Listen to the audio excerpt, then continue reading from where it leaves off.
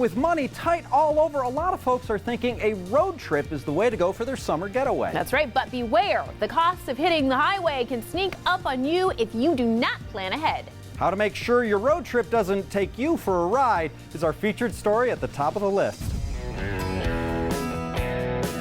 A summer road trip can save you from sky-high airfares, but those savings won't come without strategy. I think a lot of times people think that road trips are going to be more affordable than hopping on a plane, and that can be true. However, if you don't plan properly, road trips can actually be really expensive.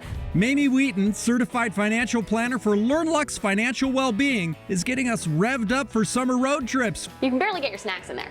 with tips on how to prep and save.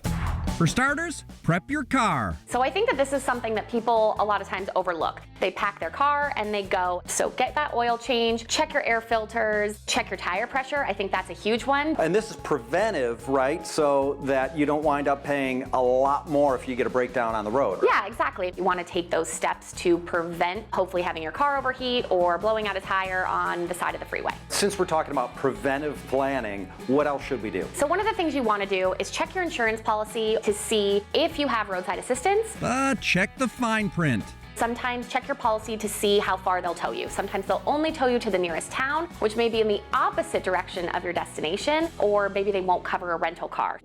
Next, fill up early or get cleaned out later. Avoid gas traps. So those small towns, especially if there aren't any other services around, they are going to charge exponentially for gas. Because they know they're the only game in town. And they know people are going to stop and they know people are going to pay for it. But if you plan your stops, you can avoid those traps. Exactly. There's so many apps out there now. I like Gas Buddy, but there's tons of other apps where you can actually find the closest gas station to you and you can see all of their prices for premium, for diesel, and for regular.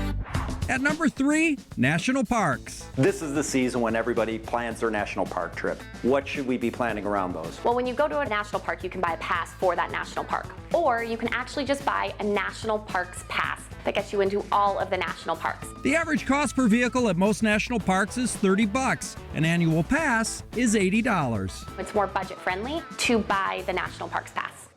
Finally, rent outdoor gear and RVs. Camping can be expensive. There's a lot of gear out there. There's a lot of really fun gear out there. But if you're just getting into it and you don't know exactly what to buy, it can be really intimidating. You can even rent sleeping bags.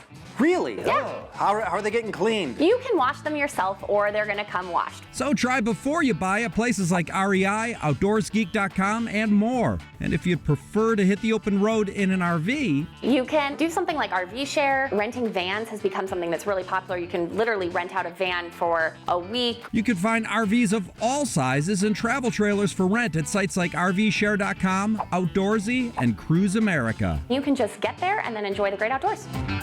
How to hit the road without getting taken for a ride is at the top of the list.